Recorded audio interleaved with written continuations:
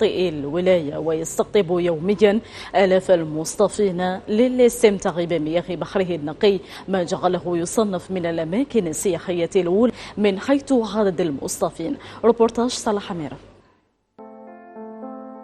شاطئ سيدي عبد العزيز بداية صيف بالنسبة للآلاف من رواده، بعضهم لأول مرة وبعضهم لهم في المكان تاريخ طويل. شاطئ الله يبارك رائع، ديما شغل جينا من قسنطينة ديما نجيو لهنا، شغل تاع لي فامي توفر الحماية، كل شيء متوفر، رخيصة الحالة، هذه هي اللي خلينا نجيو لهنا، ماشي بارابور كيما منا قلعة تاع سعيدة ديال 6000 7000، هنا راهي رحمة ربي، هنا ديجا لي سورس كاينين على برا تشرب الماء باطل.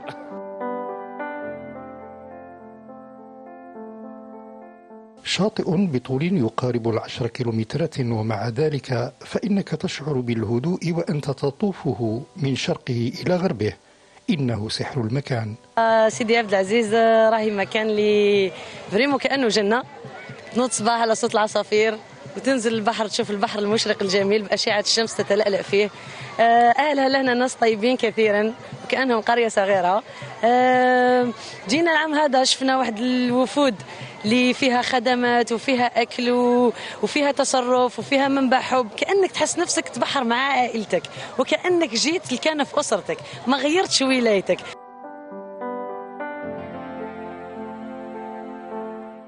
شاطئ مجاني رغم وجود عقود امتياز لاستغلال أجزاء منه، وهو ما أضاف جمالا وتنظيما هذا الموسم.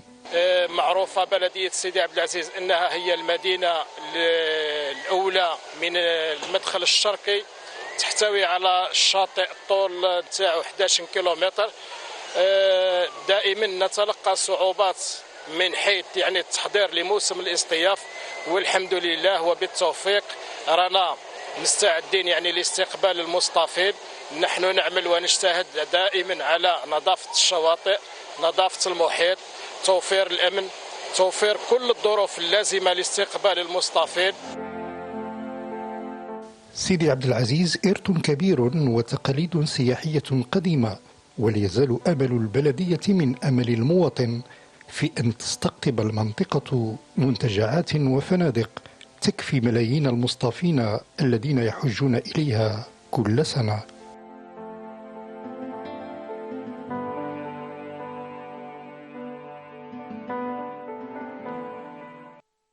تعد المساحات الخضراء بولاية ورقلة المتنفس